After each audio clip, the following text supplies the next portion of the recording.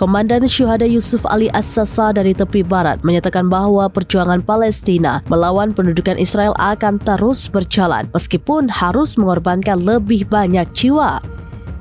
Dalam sebuah pernyataan yang dipublikasikan baru-baru ini, As-Sasa menekankan bahwa mereka akan mempersembahkan lebih banyak syuhada karena jalan menuju kemenangan dianggap sudah dekat. Ia meyakini bahwa mereka akan dibebaskan dari pendudukan yang ada saat ini. Lebih lanjut, As-Sasa menyampaikan pesan menantang kepada Israel. Ia mengatakan bahwa meskipun mereka menghadapi Mesir represi Zionis yang syarat dengan pertumpahan darah, mereka akan tetap berada di jalan perjuangan tersebut. Komandan itu menegaskan bahwa para syuhada adalah mercusuar yang menerangi jalan mereka, mengindikasikan bahwa pengorbanan tersebut merupakan bagian penting dari upaya mereka untuk mencapai kemerdekaan. Pernyataan ini muncul di tengah ketegangan dan peningkatan operasi militer di berbagai wilayah tepi barat.